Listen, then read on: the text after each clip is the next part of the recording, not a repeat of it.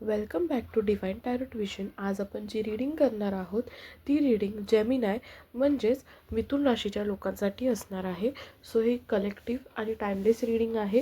जेव्हा पण ही तुमच्यापर्यंत पोहोचेल तुम्हाला ही रीडिंग या रीडिंगमधून काहीतरी गायडन्स नक्कीच भेटेल। सो जेवढा पार्ट तुमच्याशी रेझोनेट होतो तेवढा तुम्ही रिलेट करा। 3 पाईल असणार आहे, त्यातून एक तुम्हाला पाईल सिलेक्ट करायची आहे। पाईल 1, पाईल 2 आणि पाईल 3। जी पाईल तुम्हाला सगळ्यात जास्त अट्रॅक्ट करते ती पाईल तुम्ही सिलेक्ट करा आणि या एनर्जीजला कनेक्ट होण्यासाठी तुम्ही या व्हिडिओला लाईक करा, जेणेकरून तुमच्या एनर्जीज ज्या आहेत त्या माझ्या व्हिडिओला म्हणजे मी माझ्यासोबत जर कनेक्ट झाला तर तुम्हाला मी एक प्रॉपर गायडन्स देऊ शकेल या व्हिडिओमधून। तर आपण सगळ्यात आधी आहे ना पाईल 1 साठी रीडिंग काय आलेली आहे ते आपण बघणार आहोत। तर इथं आपण बघू शकतो की पाईल 1 मध्ये काय होतं की तुम्हाला तुमच्या लाईफमध्ये ॲट प्रेझेंट अशी सिच्युएशन आहे की तुम्हाला काही गोष्टींचे डिसिजन्स जे आहेत ते घेता येत नाही आहेत आणि तुमचं माइंड एक वेगळी गोष्ट सांगत आहे आणि तुमचा हार्ट तुम्हाला एक वेगळं गायडन्स देत आहे। सो तुम्हाला समजत नाही आहे की नक्की कोणाचं ऐकलं पाहिजे, तुमचं माइंडचं ऐकलं पाहिजे की हार्टचं ऐकलं पाहिजे। सो इथे तुम्ही खूप जास्त कन्फ्यूज आहात, त्यामुळे तुम्हाला कोणता डिसिजन घेता येत नाही आहे। पण मी इथे बघू शकते की येणाऱ्या टाईममध्ये तुमचा कलिग असू शकतो, तुमचे फ्रेंड्स असू शकतात किंवा क्लोज वन असू शकतं किंवा फॅमिली मेंबर असू शकतो जे तुम्हाला येऊन सपोर्ट करणार आहेत यामध्ये आणि तुम्हाला पॉझिटिव्हिटीकडे घेऊन जाणार आहेत, ज्या गोष्टीचा डिसिजन तुम्हाला घेता येत नव्हता। सो मी इथे बघू शकते की तुम्हाला आता तो डिसिजन घेता येणार आहे, कारण तुम्ही त्या गोष्टीसाठी वाट बघत होता की तुम्हाला कोणीतरी येऊन हेल्प केली पाहिजे, कारण तुम्हाला त्या गोष्टी सॉर्ट आउट करता येत नव्हतं। तर तुम्हाला त्याचं सोल्युशन आता नक्कीच भेटणार आहे।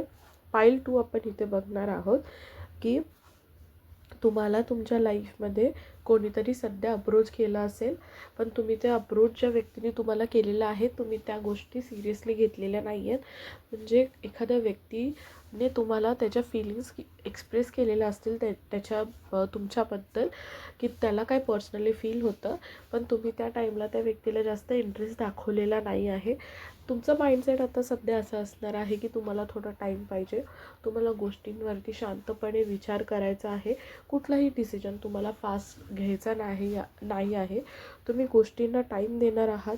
टाईम वाईज जशा गोष्टी पुढे जातील तसंच तुम्ही डिसिजन घेणार आहे, सगळ्या गोष्टी नोटीस कराल।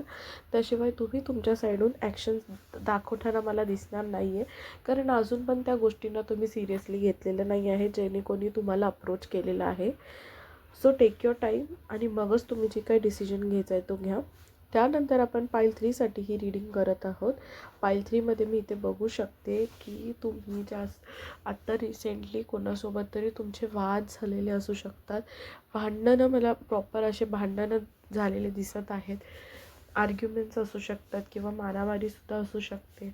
मला माहीत नाही आहेत रिझन्स की हे होण्यामागचे काय आहेत, पण तुम्हाला पण माहिती आहे की ह्या गोष्टी तुम्ही थांबवू शकताय तुमच्या कंट्रोलमध्ये। म्हणजे फाईट्स किंवा आर्ग्युमेंट्स न करणं हे तुमच्या कंट्रोलमध्ये आहे, पण ह्यासाठी तुम्हाला स्वतःमध्ये पेशन्स ठेवणं खूप जास्त गरजेचं आहे। या गोष्टी सॉर्ट पण होण्यासारख्या आहेत, पण ह्यासाठी सगळ्यात इम्पॉर्टंट आहे की तुम्हाला शांत राहणं गरजेचं आहे। जर समोरचा तुम्हाला कुठल्याही गोष्टीसाठी उकसवत असेल तर इट डझंट मीन की तुम्हीसुद्धा सेम वेने रिॲक्ट केलं पाहिजे।